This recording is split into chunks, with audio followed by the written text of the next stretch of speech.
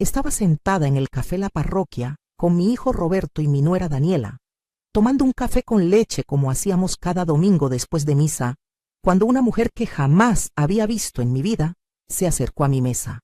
Mientras ellos fueron a pagar la cuenta, ella dejó caer una caja azul frente a mí y susurró con una urgencia que me heló la sangre: «Vas a necesitar esto esta noche». Antes de que pudiera pronunciar una sola palabra, desapareció entre la gente como si nunca hubiera existido. Escondí la caja en mi bolsa con las manos temblando, sin entender nada.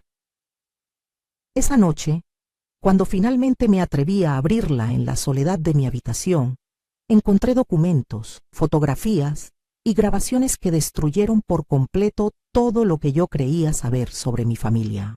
Lo que descubrí no solo me rompió el corazón, sino que me reveló una conspiración tan retorcida que jamás hubiera imaginado que las personas que yo había criado y amado fueran capaces de algo así. Mi propio hijo, la carne de mi carne, el niño que había cargado en mi vientre, me había estado traicionando de la manera más vil que pueden imaginar. Y lo peor de todo es que no estaba solo. Pero lo que ellos no sabían, lo que jamás podrían haber imaginado, es que esa caja misteriosa les iba a costar absolutamente todo. Sigue mi historia hasta el final y comenta la ciudad desde donde me estás viendo para saber qué tan lejos ha llegado mi relato. Me llamo Carmen Elena Vázquez y tengo 68 años. Sé que para muchos eso significa que debería estar jubilada, descansando, disfrutando de mis nietos. Pero mi historia es diferente. Durante 43 años trabajé sin descanso. 43 años levantándome a las 5 de la mañana para hacer tortillas que vendía en el mercado, limpiando casas ajenas por las tardes, cosiendo ropa hasta altas horas de la noche, bajo la luz amarillenta de una lámpara vieja que me lastimaba la vista. Todo, absolutamente todo, lo hice por mi hijo Roberto. Su padre nos abandonó cuando él tenía apenas 3 añitos. Me dejó sola, sin un peso, con un niño que alimentar y un cuarto rentado en una vecindad, donde el agua se colaba por el techo cada vez que llovía. Recuerdo que había noches en que yo no cenaba para que mi Roberto pudiera comer. Le decía que ya había comido, que no tenía hambre, mientras mi estómago rugía de dolor. Lo vestía con lo mejor que podía comprar o coser, aunque yo anduviera con los mismos 2 vestidos remendados una y otra vez. Cuando cumplió 6 años, conseguí un trabajo extra los fines de semana limpiando una funeraria.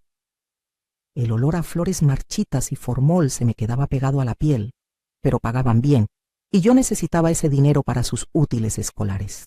Roberto era inteligente, muy inteligente. Sacaba puras buenas calificaciones. Todos los maestros me decían que mi niño tenía futuro, que podría llegar a ser alguien importante, y yo me aferraba a esas palabras como a un salvavidas.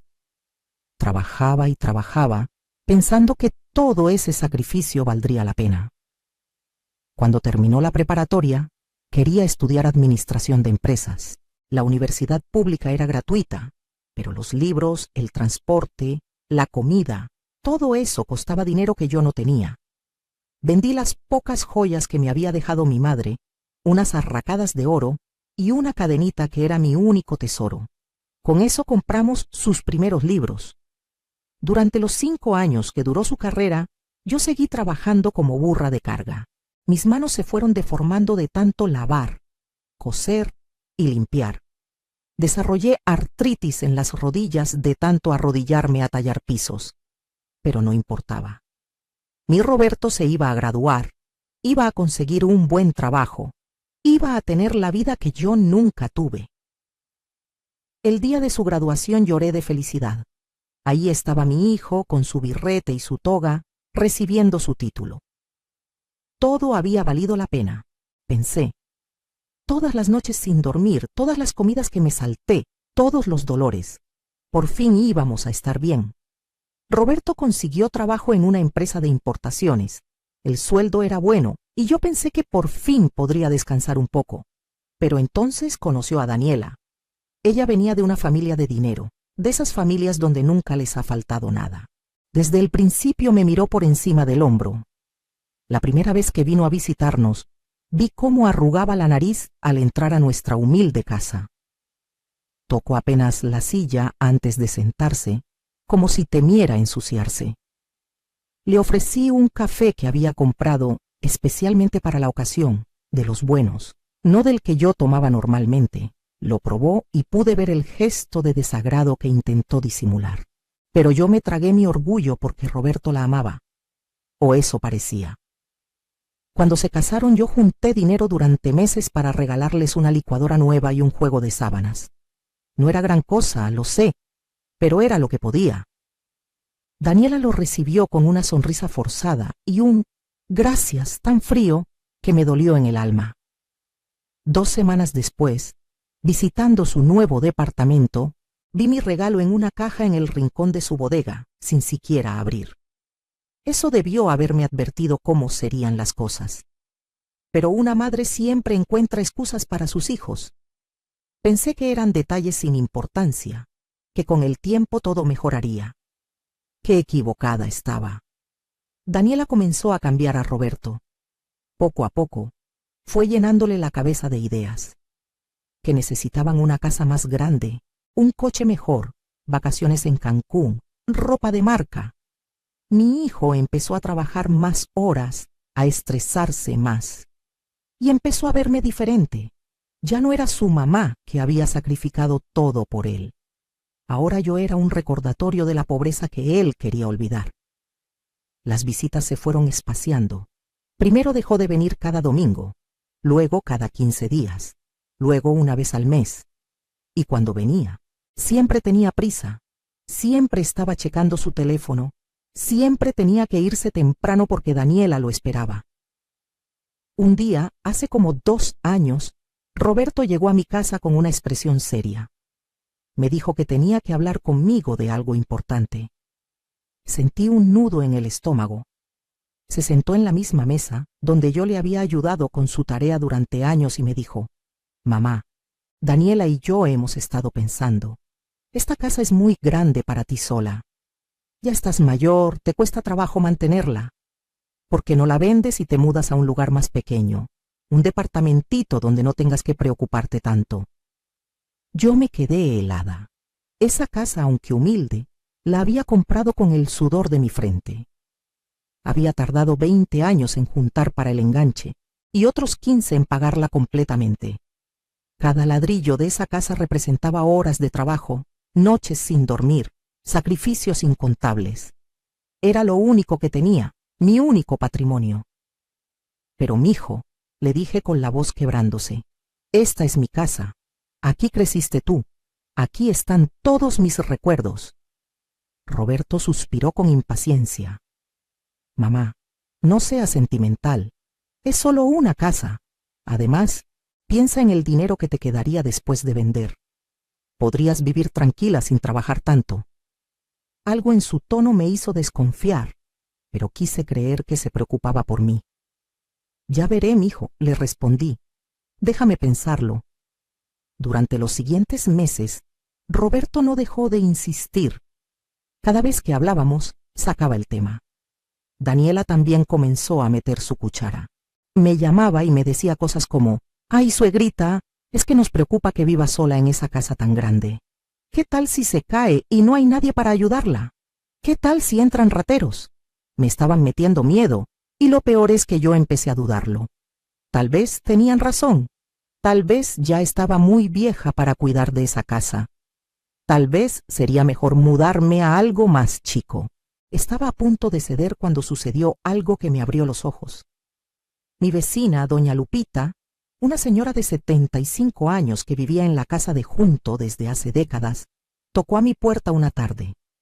Entró con cara de preocupación. «Carmen», me dijo, «tengo que contarte algo que escuché. El otro día vi a tu nuera con un hombre que parecía agente inmobiliario. Estaban parados afuera de tu casa, y él estaba tomando fotos. Alcancé a escuchar que Daniela le decía que pronto la casa estaría en venta y que quería saber cuánto podían sacar por ella». Me quedé sin palabras. ¿Daniela ya estaba tasando mi casa sin siquiera decirme? ¿Sin que yo hubiera tomado una decisión? Esa noche no pude dormir.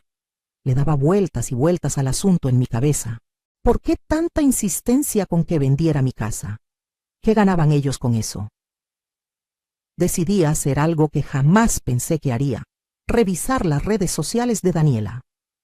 Yo apenas sabía usar el celular que Roberto me había regalado el año anterior, pero mi sobrina me enseñó cómo buscar personas en Facebook.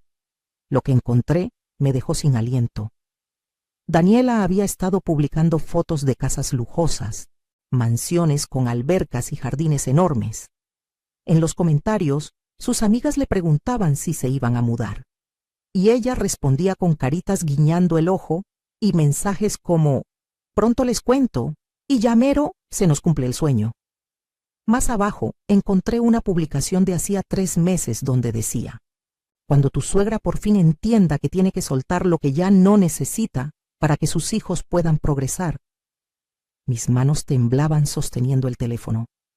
Sentí como si me hubieran dado un puñetazo en el estómago. No podía creerlo.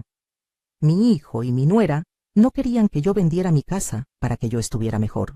Querían mi dinero. Querían que yo vendiera el único patrimonio que tenía para que ellos pudieran comprarse su casa de ensueño. Confronté a Roberto al día siguiente. Llegó a visitarme y yo le puse el teléfono enfrente con las publicaciones de Daniela. Esperaba que se disculpara, que me dijera que todo era un malentendido, pero no, se puso furioso. ¿Me estás espiando ahora? ¿Revisando las redes de mi esposa como si fueras detective? Me gritó. Roberto, le dije tratando de mantener la calma, aunque me temblaba todo el cuerpo. ¿Es verdad? ¿Quieren que venda mi casa para ustedes comprarse otra? Se quedó callado un momento. Luego, con una frialdad que jamás le había visto, me dijo: ¿y qué si es cierto? ¿No crees que después de todo lo que has hecho por mí, merezco tener una vida mejor? Tú ya viviste tu vida, mamá. Ya estás vieja. ¿De qué te sirve esa casa? Nosotros somos jóvenes, tenemos futuro. Necesitamos un espacio más grande para cuando tengamos hijos, tus nietos. ¿O no quieres que tus nietos crezcan en una casa bonita? No lo podía creer. Las palabras salían de su boca, pero sonaban tan ajenas, tan crueles. Mijo, le dije con lágrimas rodando por mis mejillas. Esa casa es todo lo que tengo, es mi seguridad.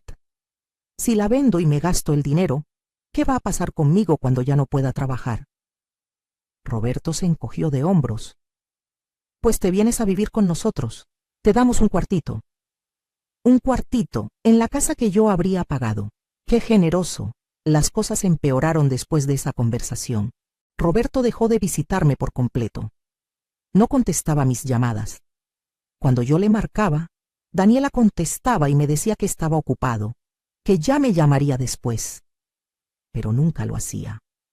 Me sentía sola, traicionada, rota por dentro. Había dedicado toda mi vida a ese hijo y así me lo pagaba. Un día, 3 meses después de nuestra pelea, recibí una carta de un abogado. Con las manos temblorosas la abrí. Era una demanda. Roberto me estaba demandando por obligación alimentaria inversa, alegando que como yo era su madre y él me había mantenido durante años, mentira absoluta. Yo tenía la obligación legal de ayudarlo económicamente ahora que él estaba en dificultades financieras. La carta incluía una valoración de mi casa y solicitaba que se me obligara a venderla para darle a él la mitad del dinero. Me dio un ataque de ansiedad. Terminé en el hospital esa misma noche con la presión por las nubes.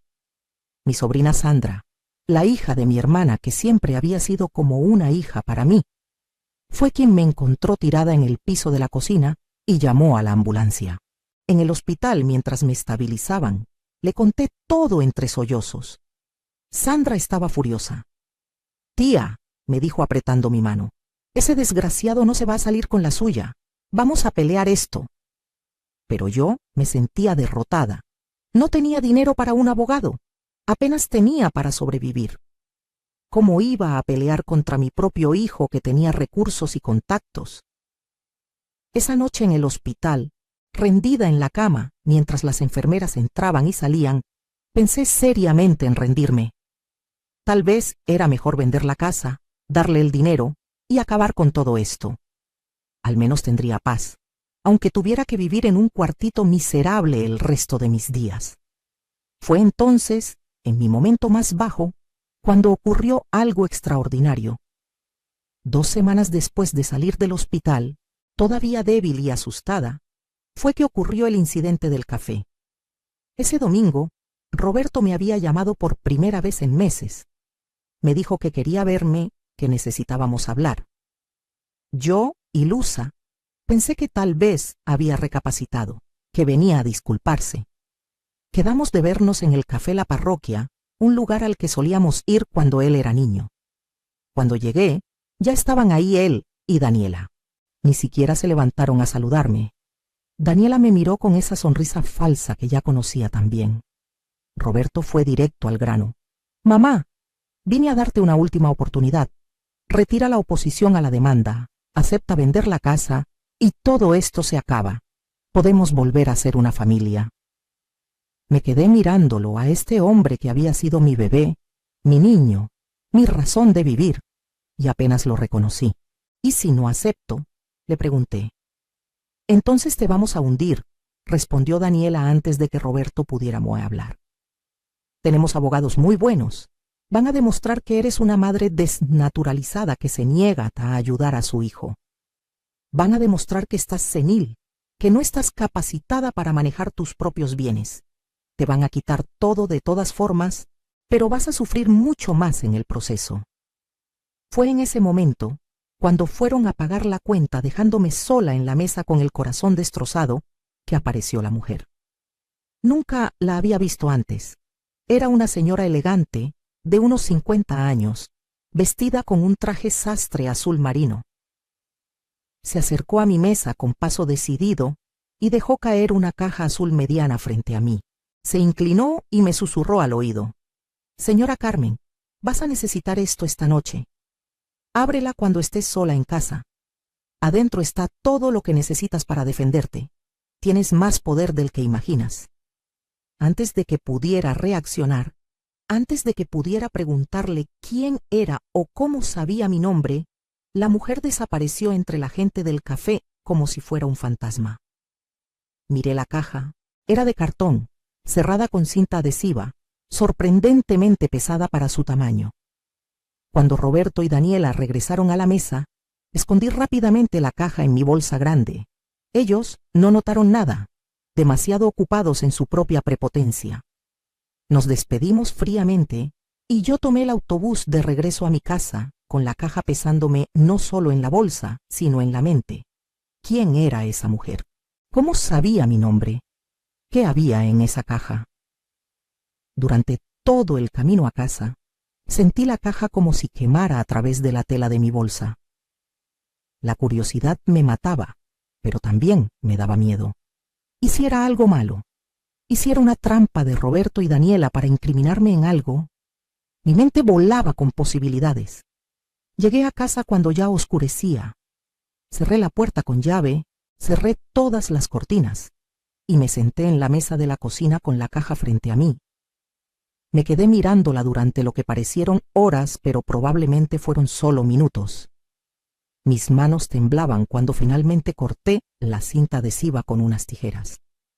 Abrí la caja lentamente. Adentro había folders de manila, sobres amarillos y lo que parecía ser un teléfono celular nuevo todavía en su caja. Saqué el primer folder.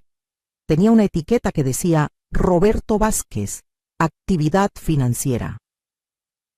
Lo abrí. Adentro había estados de cuenta bancarios, pero no eran míos. Eran de Roberto. Y lo que vi ahí me dejó helada.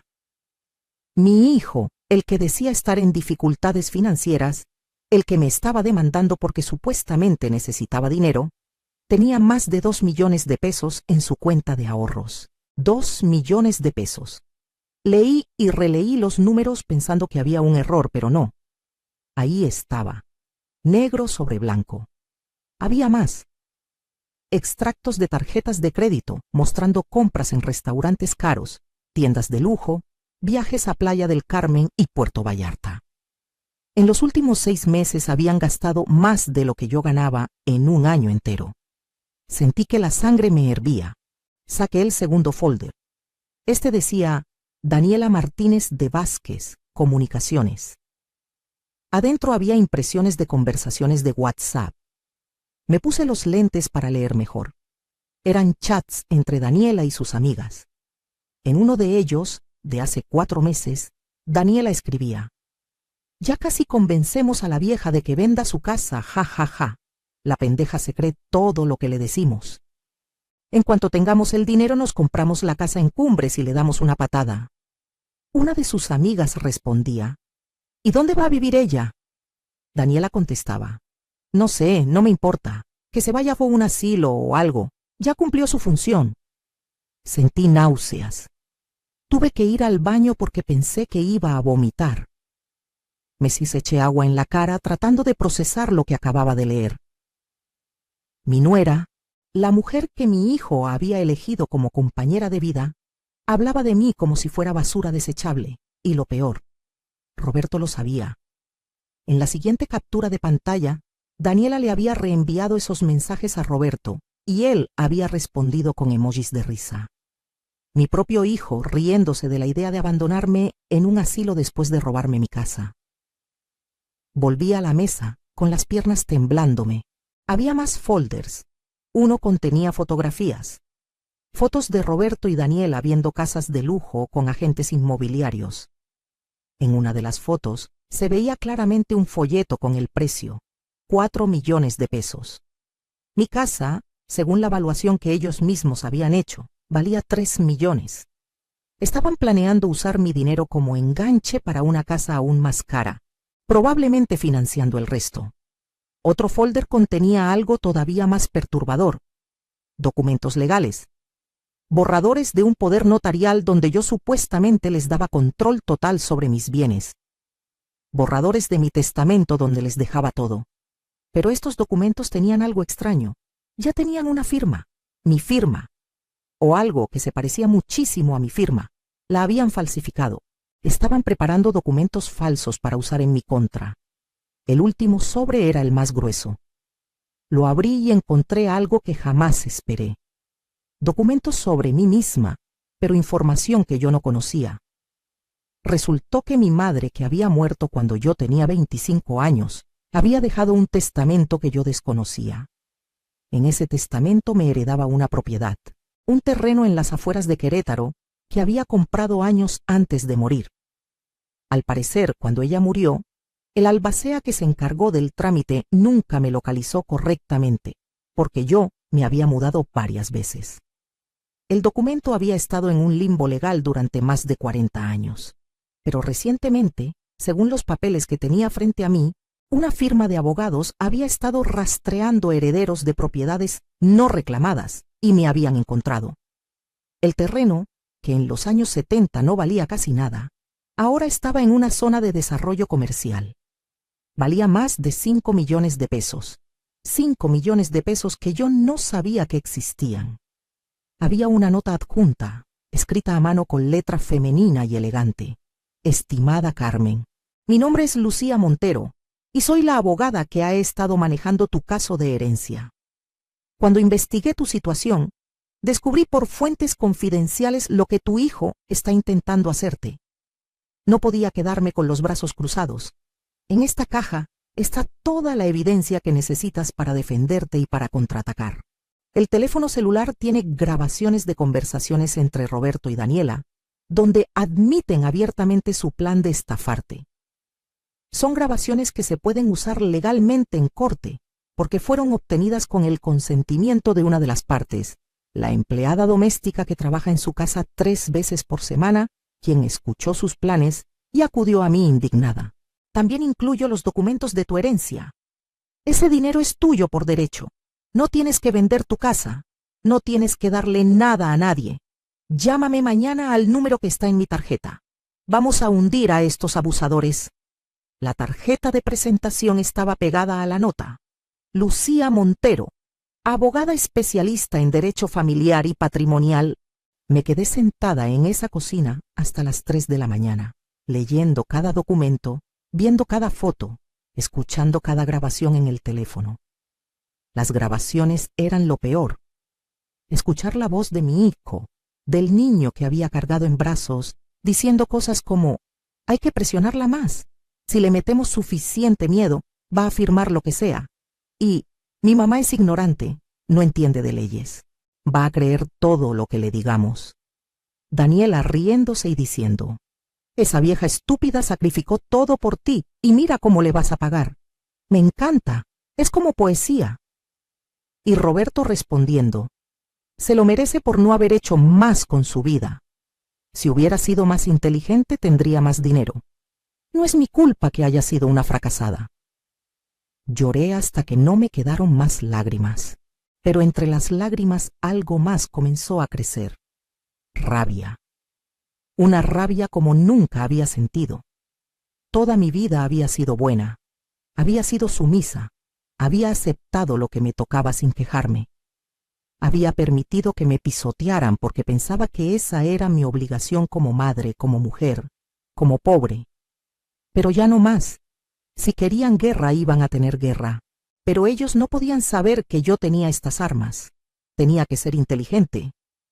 Al día siguiente llamé a la abogada Lucía. Nos reunimos en su oficina, un lugar elegante en una torre de oficinas en el centro. Lucía resultó ser la mujer del café. Me explicó todo con paciencia. Ella había estado buscándome durante meses para notificarme de mi herencia. Cuando me encontró, investigó mi situación y descubrió la demanda de Roberto. Profundizando más, a través de contactos que tenía, descubrió todo el plan. Carmen, me dijo mirándome directamente a los ojos, lo que tu hijo está haciendo no solo es inmoral, es criminal. La falsificación de documentos es un delito grave. La extorsión también. Podemos no solo defenderte, sino contraatacar y asegurarnos de que enfrenten consecuencias legales serias. Le pregunté qué teníamos que hacer. Lucía me explicó el plan. Primero, íbamos a dejar que Roberto y Daniela siguieran pensando que iban ganando. Yo tenía que actuar asustada, derrotada, vulnerable. Mientras tanto, ella prepararía toda la documentación legal necesaria. Presentaríamos una contrademanda por fraude, extorsión, falsificación de documentos y daño moral. Al mismo tiempo, procesaríamos la herencia para que el dinero quedara legalmente a mi nombre. Y cuando llegara el día de la audiencia por la demanda de Roberto, íbamos a soltar la bomba. Pero Carmen, me advirtió Lucía, tienes que ser muy buena actriz. Si sospechan algo, podrían destruir evidencia o inventar nuevas mentiras. Necesitas que crean que estás quebrada, que estás a punto de rendirte. Acepté. Durante las siguientes 6 semanas viví una doble vida. Por fuera era la Carmen derrotada, la viejita asustada que estaba a punto de perder todo. Llamé a Roberto llorando, diciéndole que no tenía dinero para abogado, que por favor retirara la demanda. Él, con una crueldad que todavía me cuesta creer, me dijo que era muy tarde para eso, que ya había gastado mucho en abogados y que yo tenía que pagar por hacerlo llegar a eso. Daniela se puso en el teléfono y me dijo con voz melosa, suegrita, no se preocupe, cuando tengamos la casa nueva le vamos a dar un cuartito muy bonito, va a ver que va a estar bien cuidada. Tuve que morderme la lengua para no gritarle todo lo que sabía. Por dentro, Lucía y yo trabajábamos sin parar. Procesamos la herencia en tiempo récord gracias a sus contactos. El dinero se depositó en una cuenta nueva que abrimos a mi nombre. 5.200.000 pesos. Era más dinero del que había visto junto en toda mi vida. Preparamos toda la documentación para la contrademanda. Lucía incluso contactó a la empleada doméstica de Roberto, una muchacha joven llamada Patricia, quien aceptó testificar.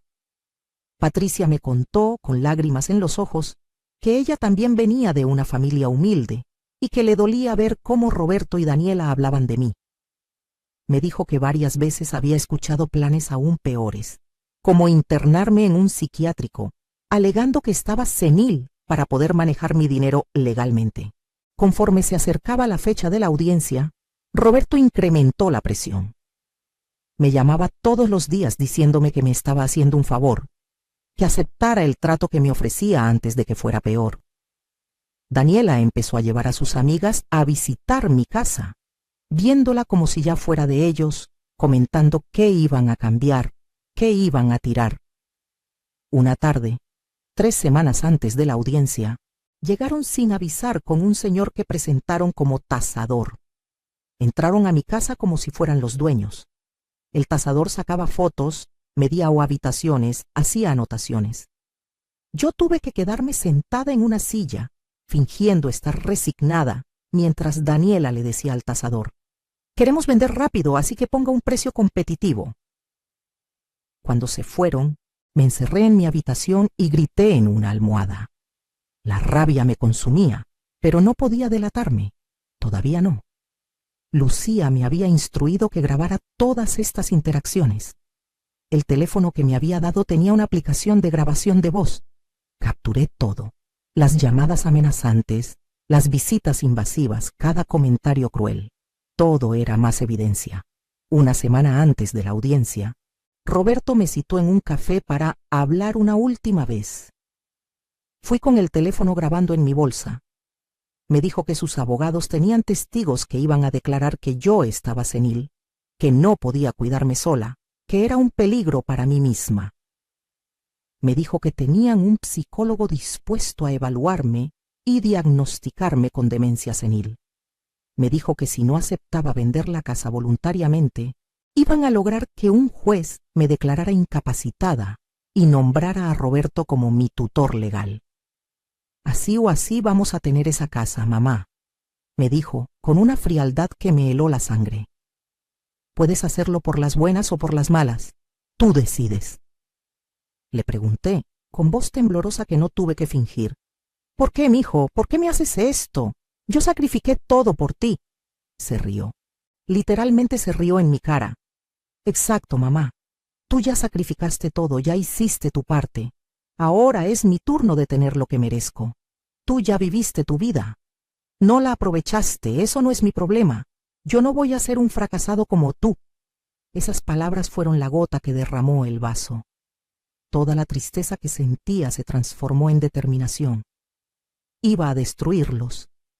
No solo iba a ganar el caso, iba a asegurarme de que pagaran por cada lágrima que me habían hecho derramar. Salí de ese café, me fui directamente a la oficina de Lucía y le dije que agregara todo lo posible a la contrademanda. Ella sonrió y me dijo: «Eso es lo que quería escuchar. Vamos a enterrarlos». Los últimos días antes de la audiencia fueron los más largos de mi vida. Casi no dormía. Repasaba mentalmente lo que iba a pasar. Lucía me había preparado como testigo. Me había enseñado a mantener la calma, a responder solo lo que me preguntaran, a no dejarme provocar. También me mostró toda la evidencia organizada en carpetas profesionales, lista para presentar al juez. Teníamos las grabaciones, los documentos falsificados, los estados de cuenta que mostraban que Roberto mentía sobre su situación financiera, los mensajes de texto crueles, el testimonio de Patricia y mi acta de herencia mostrando que yo tenía recursos propios. Era un caso sólido, imposible de refutar. La noche antes de la audiencia no pegué el ojo. Me la pasé despierta pensando en todo lo que había pasado, en cómo había llegado a este punto. Pensé en la Carmen de 40 años atrás, lavando ropa ajena para darle de comer a su hijo, soñando con el día en que ese hijo fuera un hombre de bien, que la cuidaría en su vejez. Qué ingenua había sido. Pero también pensé en la Carmen que era ahora, más fuerte, más sabia, y por primera vez en mi vida, dispuesta a pelear por lo que merecía. Llegó el día de la audiencia. Me vestí con mi mejor ropa, un conjunto que me había comprado Sandra especialmente para la ocasión. Nada muy elegante, pero digno. Lucía pasó por mí a mi casa. «¿Lista?», me preguntó. «Más que lista», le respondí. Llegamos al juzgado temprano. Roberto y Daniela llegaron 15 minutos después, acompañados de su abogado, un señor de unos 50 años vestido con un traje caro. Cuando me vieron, Daniela le susurró algo a Roberto y ambos se rieron. Me miraron con lástima, como si ya hubieran ganado. Si supieran. Entramos a la sala. El juez era un hombre de unos 60 años de aspecto serio. Comenzó la audiencia exponiendo el caso. Roberto Vázquez demandaba a su madre, Carmen Elena Vázquez, por obligación alimentaria inversa, solicitando que se le obligara a vender su propiedad para ayudarlo económicamente. El abogado de Roberto habló primero. Presentó su caso, pintando a Roberto como un hijo devoto que había caído en tiempos difíciles, y a mí como una madre egoísta, que se negaba a ayudarlo a pesar de tener una propiedad valiosa que no necesitaba. Presentó documentos mostrando que Roberto tenía deudas, que después descubrimos eran falsas, tarjetas de crédito que había sacado y maxeado a propósito para crear la apariencia de problemas financieros. Incluso trajo a un testigo, un supuesto amigo de Roberto, que declaró que Roberto había tenido que pedir dinero prestado para sobrevivir. Fue muy convincente, tengo que admitirlo. Vi cómo el juez anotaba cosas, cómo asentía de vez en cuando. Me empecé a poner nerviosa. Lucía apretó mi mano bajo la mesa. Tranquila, me susurró. Ahora viene lo bueno. Cuando le tocó el turno a Lucía, se levantó con una calma impresionante. Su señoría comenzó. Este caso no es lo que parece. De hecho, esto no es un caso de una madre negándose a ayudar a un hijo necesitado. Esto es un caso de fraude, extorsión y abuso de confianza por parte de un hijo hacia su madre. El abogado de Roberto se levantó de un salto. ¡Objeción! Esas son acusaciones graves sin fundamento. El juez levantó la mano. Deje que la abogada presente su caso. Todos tendrán oportunidad de hablar. Lucía sonrió. Comenzó presentando los estados de cuenta de Roberto. Como puede ver su señoría, el demandante Roberto Vázquez no está en una situación financiera difícil. De hecho, tiene más de 2 millones de pesos en ahorros y ha realizado gastos de lujo por más de 300,000 pesos en los últimos 6 meses. Roberto se puso pálido. «Eso es información privada. No pueden usar eso», gritó. El juez lo mandó callar y le pidió a Lucía que explicara cómo había obtenido esa información. Fue proporcionada voluntariamente por una fuente cercana al demandante, su señoría. Todo fue obtenido legalmente. Lucía continuó. Presentó los mensajes de WhatsApp entre Daniela y sus amigas. Los proyectó en una pantalla para que todos pudieran leerlos. Ver esos mensajes proyectados en grande, leyendo cómo llamaban pendeja y vieja estúpida a la madre de Roberto, causó un murmullo en la sala. El juez frunció el ceño. ¿Estos mensajes son auténticos?, le preguntó a Lucía. Completamente auténticos, es su señoría. Tenemos el testimonio de la persona que los proporcionó, quien los obtuvo directamente del teléfono de la señora Daniela Martínez. Daniela estaba roja de ira. Eso es invasión a la privacidad. Es ilegal. Lucía la ignoró y continuó. Reprodujo las grabaciones de audio donde Roberto y Daniela discutían su plan de presionarme para vender la casa. Escuchar esas voces en la sala del tribunal, admitiendo abiertamente su conspiración, fue surrealista. Roberto intentó interrumpir varias veces, pero el juez lo mandó callar. Cuando llegamos a la parte donde Roberto decía: «Esa vieja estúpida sacrificó todo por ti, y mira cómo le vas a pagar», vi cómo el juez apretaba la mandíbula. Luego, Lucía sacó la bomba más grande, los documentos falsificados. Lucía explicó cómo Roberto y Daniela habían preparado documentos legales con mi firma falsificada, incluyendo poderes notariales y un testamento. Presentó el análisis grafológico que habíamos mandado hacer, que demostraba sin lugar a dudas que no era mi firma real. Esto, su señoría, constituye el delito de falsificación de documentos. El demandante no solo está mintiendo sobre su situación financiera, sino que estaba preparando documentos fraudulentos para apoderarse de los bienes de su madre. El abogado de Roberto estaba en pánico, pedía recesos, objetaba todo, pero el juez lo ignoraba. Estaba claro que estaba indignado con lo que estaba escuchando. Entonces Lucía llamó a Patricia a declarar. La muchacha entró nerviosa pero determinada. Bajo juramento, contó todo lo que había escuchado durante los meses que trabajó en casa de Roberto. Contó cómo escuchó a Daniela decir que iban a meterme en un asilo en cuanto tuvieran mi dinero. Contó cómo escuchó a Roberto decir que yo era una fracasada que no merecía tener propiedades. Contó cómo la habían hecho firmar un acuerdo de confidencialidad, amenazándola con deportar a su familia si contaba algo. Patricia era de Honduras. Para cuando Patricia terminó de declarar, Roberto y Daniela parecían querer desaparecer. Pero Lucía todavía no terminaba. Guardaba lo mejor para el final. Su señoría, dijo con una sonrisa, hay un último detalle importante.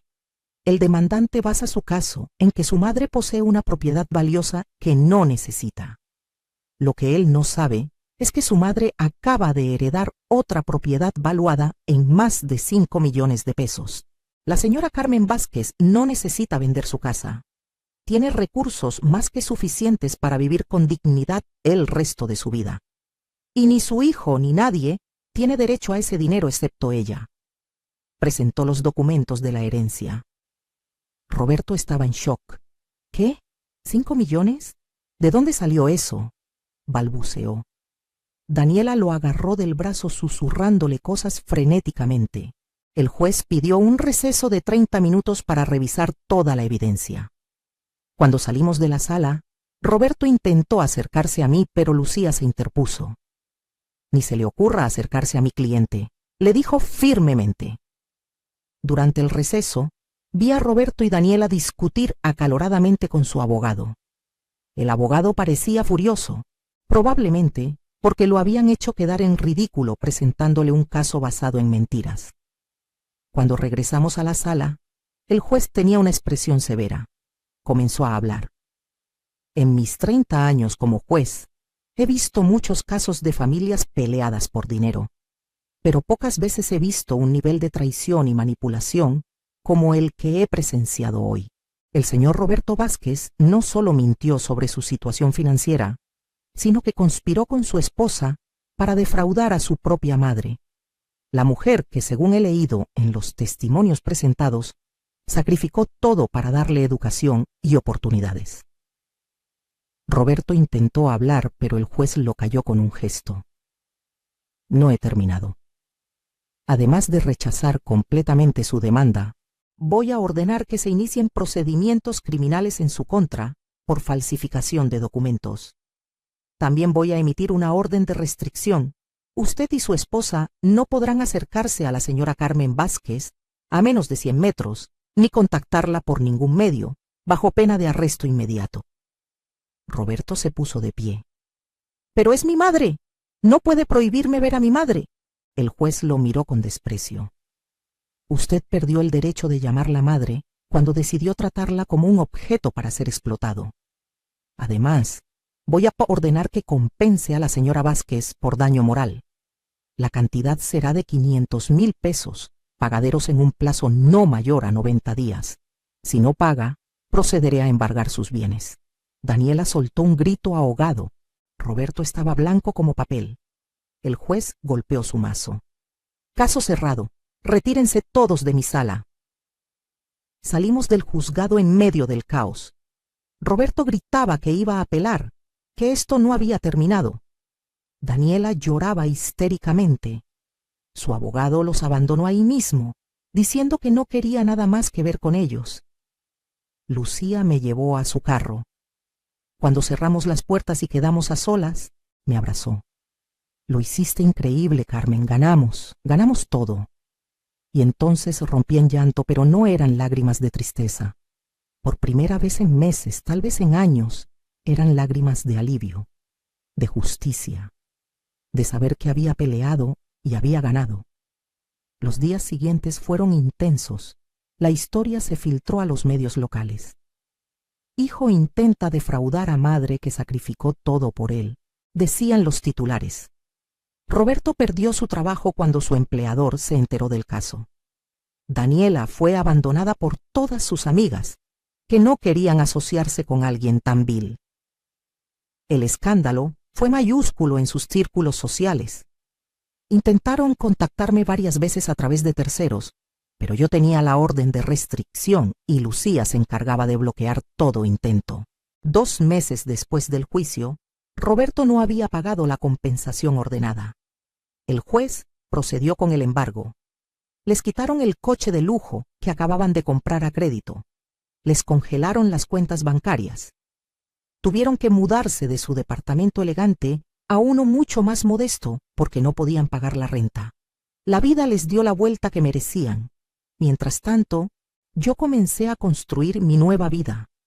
Con el dinero de la herencia, primero me aseguré de que mi casa estuviera completamente pagada y a mi nombre con todas las protecciones legales posibles. Nadie iba a poder quitármela nunca. Luego hice algo que jamás pensé que podría hacer. Dejé de trabajar. Por primera vez en 43 años, no tenía que levantarme a las 5 de la mañana a hacer tortillas. No tenía que limpiar casas ajenas. No tenía que coser hasta que me dolieran los dedos. Pude simplemente descansar. Invertí parte del dinero en un fondo que me da rendimientos mensuales suficientes para vivir cómodamente. No soy rica, pero tampoco tengo que preocuparme por el dinero cada día. Contraté a una muchacha joven, la sobrina de doña Lupita, para que viniera 2 veces por semana a ayudarme con la limpieza profunda de la casa. Le pago bien, muy bien, porque sé lo que es romperle el lomo por centavos. Me uní a un grupo de mujeres de mi edad en el centro comunitario. Tomamos clases de pintura, de baile, hacemos excursiones. Por primera vez en mi vida, tengo amigas, tiempo libre, vida social. Me compré ropa nueva, no de segunda mano o remendada, sino nueva de la tienda. Me arreglé los dientes que había descuidado durante años por no tener dinero para el dentista. Me hice exámenes médicos completos y empecé a cuidar mi salud. Viajé. Fui a Guanajuato con el grupo de mujeres del centro comunitario. Conocí San Miguel de Allende. Caminé por sus calles empedradas. Comí en restaurantes bonitos.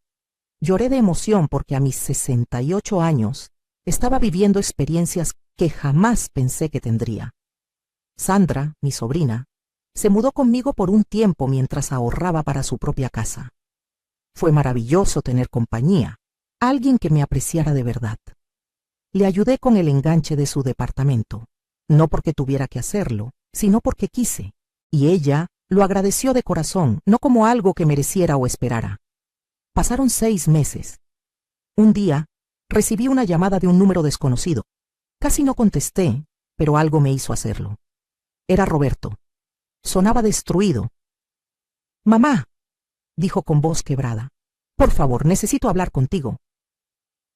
Debí colgar. La orden de restricción prohibía el contacto, pero la curiosidad pudo más. «Tienes 2 minutos», le dije. Me contó que Daniela lo había dejado, que se había ido con otro hombre en cuanto las cosas se pusieron difíciles, que había perdido todo, que estaba viviendo en casa de un amigo, que no tenía dinero ni trabajo, que me necesitaba. «Necesitas mi dinero, querrás decir», le respondí fríamente. Hubo un silencio largo. «Mamá, cometí un error terrible. Lo sé. No hay excusa para lo que hice, pero sigo siendo tu hijo, por favor».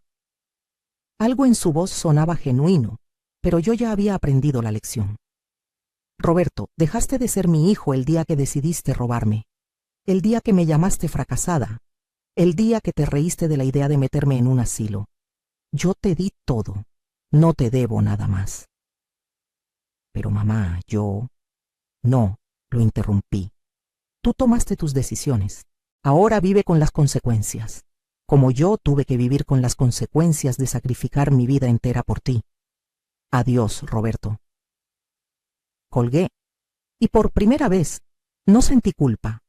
No sentí esa punzada en el pecho que siempre sentía cuando no podía darle algo a mi hijo. Sentí paz. Unos días después, recibí otra llamada. Esta vez era Daniela. Ni siquiera me molesté en escucharla. Colgué de inmediato y bloqueé el número. Lucía me había advertido que probablemente intentarían volver cuando las cosas se pusieran difíciles. «Los abusadores siempre regresan cuando necesitan algo», me había dicho. «No caigas, mantente firme». Y eso hice. Un año después del juicio mi vida era irreconocible. Había perdido un hijo, sí, pero había ganado mi dignidad, mi paz mental y mi libertad. Había ganado el respeto de mi comunidad.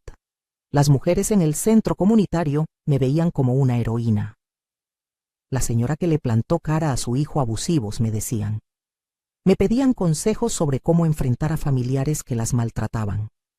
Yo les contaba mi historia y las animaba a defenderse, a no permitir que nadie las pisoteara solo por ser familia. Usé parte de mi dinero para algo que siempre había querido hacer: ayudar a otras mujeres. Doné una cantidad considerable a un refugio para mujeres víctimas de violencia doméstica. Establecí una pequeña beca para madres solteras que quisieran estudiar. No era millonaria, pero tenía suficiente para hacer una diferencia en las vidas de otras mujeres que, como yo, habían sido pisoteadas y necesitaban una mano. El terreno que había heredado lo dejé intacto por ahora. Es mi seguro, mi colchón para cualquier emergencia. Pero saber que está ahí me da una tranquilidad inmensa. También actualicé mi testamento. Cuando yo muera, todo va a ir a Sandra y a las organizaciones que ayudan a mujeres. Roberto no verá un solo peso.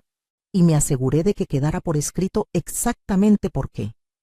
Por haber intentado defraudarme, por haberme tratado con crueldad y por haber demostrado que el dinero era más importante para él que el amor de su madre. ¿Me duele? Por supuesto que me duele. No hay día en que no piense en el niñito que yo arrullaba, en el jovencito que me abrazaba y me decía: «Te quiero, mamá». Ese niño murió en algún punto y fue reemplazado por un extraño codicioso y cruel. Hice mi duelo por ese hijo que perdí. Lloré su pérdida como si hubiera muerto, y en cierta forma murió. Pero no voy a permitir que ese dolor me consuma o me haga retroceder.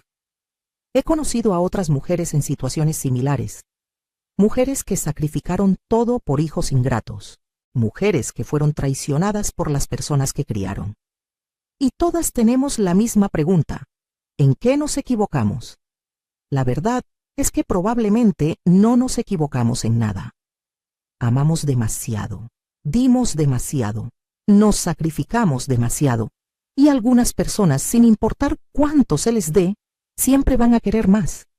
No es nuestro fracaso, es el de ellos por no valorar lo que tuvieron. Ahora, a mis 68 años, estoy viviendo la vida que debía haber vivido hace décadas.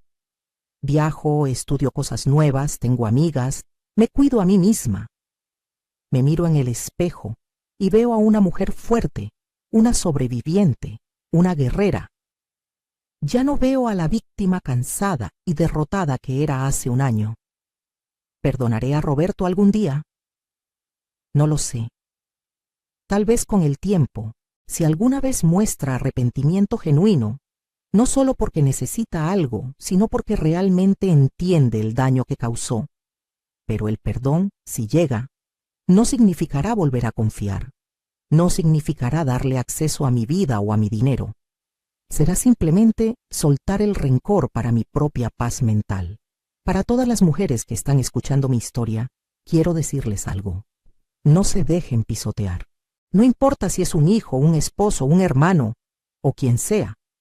Nadie tiene derecho a abusar de ustedes, a robarles, a faltarles al respeto. Su sacrificio y su amor no son una deuda eterna que pueden cobrar cuando les plazca. Ustedes merecen dignidad, respeto y amor verdadero. Si alguien en su familia las está manipulando, amenazando o intentando quitarles lo que es suyo, busquen ayuda. Hay abogados, hay organizaciones, hay gente buena que quiere ayudar. No se queden calladas pensando que tienen que aguantar porque son familia. La familia verdadera no abusa, no roba, no traiciona. Y si pierden a esa persona en el proceso de defenderse, créanme, no perdieron nada valioso. Perdieron peso muerto. Yo perdí a un hijo, pero gané mi vida de vuelta. Y no cambiaría eso por nada del mundo. Sé que mi historia suena dura, incluso cruel para algunos. Habrá gente que diga que una madre jamás debe darle la espalda a un hijo. A esas personas les digo: vengan a vivir mi vida primero. Vengan a sentir la traición que sentí. vengan a escuchar a su hijo llamarlas fracasada y estúpida. Vengan a ver documentos falsificados con su firma para robarles. Entonces me dicen qué hubieran hecho. Es fácil juzgar desde afuera. Es fácil decir, pero es tu hijo cuando no han vivido lo que yo viví. El amor de madre no es infinito cuando se abusa de él constantemente. Incluso el amor tiene límites, y Roberto cruzó todos los míos. Hoy me levanto cada mañana agradecida. Agradecida con aquella mujer misteriosa del café que resultó ser mi salvadora. Agradecida con Lucía, que se convirtió no solo en mi abogada, sino en mi amiga.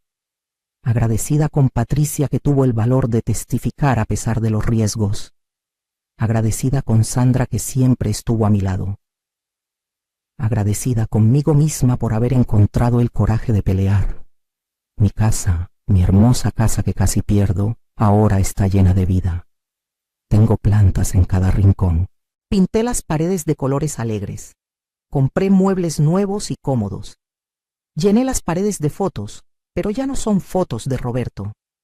Son fotos mías viajando, de mis amigas del centro comunitario, de Sandra, de los lugares hermosos que he conocido. Esta casa ya no es un museo de sacrificios y dolor. Es mi santuario, mi espacio de paz. A veces, en las noches tranquilas, me siento en mi sala con una taza de té y pienso en todo lo que pasó. Pienso en las señales que ignoré, en las banderas rojas que debí haber visto antes. Daniela siempre fue cruel, siempre me menospreció, pero yo lo permití pensando que debía ser comprensiva. Roberto comenzó a cambiar poco a poco, pero yo inventaba excusas para su comportamiento. Si pudiera regresar en el tiempo, me hubiera puesto límites desde mucho antes. No hubiera permitido el primer comentario despectivo, la primera falta de respeto.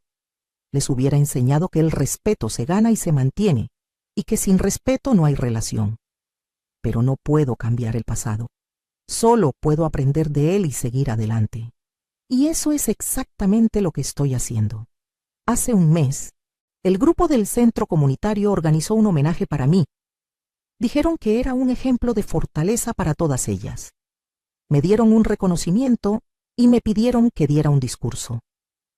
Me paré frente a esas 30 mujeres, muchas de ellas con historias similares a la mía, y les dije: pasé 43 años pensando que mi valor estaba en cuánto podía sacrificarme por otros. Pensé que ser buena madre significaba darme hasta desaparecer. Me equivoqué. Nuestro valor no está en cuánto sufrimos ni en cuánto damos. Está en quiénes somos, en nuestra dignidad, en nuestro derecho a existir con plenitud. Nunca es tarde para reclamar nuestra vida. Nunca es tarde para decir hasta aquí. Yo lo hice a los 68 años. Ustedes pueden hacerlo a cualquier edad. Las mujeres se pusieron de pie y me aplaudieron. Muchas lloraban. Después del evento, varias se me acercaron para contarme sus historias. Historias de hijos adultos que las manipulaban emocionalmente para sacarles dinero. Historias de esposos abusivos que controlaban cada peso. Historias de familias que las explotaban porque siempre habían sido así. Les di el contacto de Lucía a las que necesitaban asesoría legal. A todas les di algo más importante: la seguridad de que no estaban solas, de que no estaban locas, de que merecían mejor. Ese día entendí que mi dolor había servido para algo. Mi historia podía ayudar a otras mujeres a despertar, a defenderse, a no permitir que las pisotearan. Y eso le dio un nuevo significado a todo lo que había pasado. No me alegro de que Roberto me haya traicionado, pero me alegro de haberlo enfrentado y ganado. Me alegro de haber descubierto mi fuerza. Me alegro de estar ahora en posición de ayudar a otras. El otro día recibí un mensaje de una de las mujeres del centro comunitario. Me contó que después de escuchar mi historia, encontró el valor para divorciarse de su esposo, que la maltrataba desde hace 20 años. Me dijo que si yo pude enfrentar a mi propio hijo, ella podía enfrentar a su esposo. Ahora está viviendo sola, trabajando, reconstruyendo su vida a los 55 años. Lloré de emoción leyendo su mensaje. Esto es lo que importa. Esto es el legado que quiero dejar, no el de una madre que se sacrificó en vano, sino el de una mujer que se levantó cuando la tiraron, que peleó cuando intentaron robarle, que recuperó su dignidad cuando todo parecía perdido. ¿Qué pasó con Roberto y Daniela? Según me contaron, finalmente se divorciaron. Roberto está trabajando en un puesto menor al que tenía, apenas sobreviviendo. Daniela se casó con alguien más, alguien con dinero, porque al final eso era lo único que le importaba. No siento satisfacción por su sufrimiento, solo siento nada, indiferencia. Ya no tienen poder sobre mis emociones. Hace unos días cumplí 69 años. Sandra me organizó una fiesta sorpresa con todas mis amigas del centro comunitario. Hubo pastel, música, risas. Bailé hasta que me dolieron los pies. Fue una de las mejores noches de mi vida. Mientras apagaba las velas pensé en qué pedir. Salud, ya la estaba cuidando. Dinero, tenía suficiente. Amor, estaba rodeada de gente que me quería genuinamente. Al final pedí esto: que más mujeres encuentren el valor de defenderse. Que más mujeres entiendan que no tienen que cargar con el abuso solo porque viene de familia. Que más mujeres descubran su fuerza antes de llegar al punto de quiebre al que yo llegué. Mi historia no tiene el final de telenovela, donde todo se resuelve con abrazos y perdón. No hay reconciliación mágica. No hay vivieron felices para siempre con toda la familia unida. Y está bien, la vida real no siempre tiene esos finales. A veces el final feliz es simplemente encontrar paz, seguridad y la libertad de vivir sin miedo ni manipulación. Y eso es exactamente lo que tengo ahora. Cuando miro hacia atrás, a la Carmen de hace un año sentada en ese café, recibiendo una caja misteriosa, casi no la reconozco. Esa mujer estaba rota, asustada, al borde del abismo. Esta mujer que soy ahora es fuerte, está sanada y está viviendo plenamente. ¿Fue fácil el camino? No. Hubo noches de llanto, días de duda, momentos en que quise rendirme. Pero seguí adelante. Y cada día que pasa, me siento más orgullosa de la decisión que tomé de pelear. Para cerrar mi historia, quiero decirles algo a todas las que me están escuchando. Si están en una situación similar, si alguien en su familia las está abusando, manipulando o intentando robarles, por favor busquen ayuda. No se queden calladas. No normalicen el maltrato. No se convenzan de que tienen que aguantar porque son familia. La familia verdadera no abusa. La familia verdadera respeta, apoya y ama sin condiciones ni intereses. Y si las personas que llevan su sangre no pueden darles eso, entonces tienen todo el derecho de alejarse y construir su propia familia con las personas que sí las valoren. Yo pasé décadas creyendo que mi único propósito era sacrificarme por mi hijo. Ahora sé que mi propósito es mucho más grande. Es vivir con dignidad. Es ayudar a otras mujeres. Es disfrutar cada día que me queda en este mundo. Es ser feliz, finalmente, después de tanto tiempo. Mi nombre es Carmen Elena Vázquez, tengo 69 años, y esta es mi historia de traición, justicia y renacimiento. No soy una víctima, soy una sobreviviente, soy una guerrera. Y si yo pude hacerlo, tú también puedes. No importa tu edad, no importa cuánto tiempo hayas soportado el abuso, nunca es tarde para reclamar tu vida. Nunca es tarde para decir basta. Nunca es tarde para pelear por lo que mereces. Esa caja azul que aquella mujer me entregó en el café no solo contenía documentos y evidencias, contenía mi futuro, mi libertad, mi segunda oportunidad en la vida. Y yo la tomé con ambas manos y no la voy a soltar jamás. ¿Qué harías tú en mi lugar? ¿Te quedarías callada permitiendo el abuso o pelearías por tu dignidad? Comenta abajo. Me encantaría leer sus historias, sus opiniones, sus propias experiencias, porque juntas somos más fuertes. Juntas podemos ayudarnos a sanar, a crecer y a vivir las vidas que merecemos. Gracias por escuchar mi historia hasta el final. Gracias por estar aquí.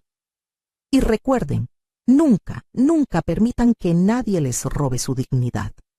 Ustedes valen mucho más de lo que creen. Son fuertes, capaces y merecen todo el amor y respeto del mundo. Cuídense mucho. Y si están pasando por algo similar, por favor, busquen ayuda. No están solas.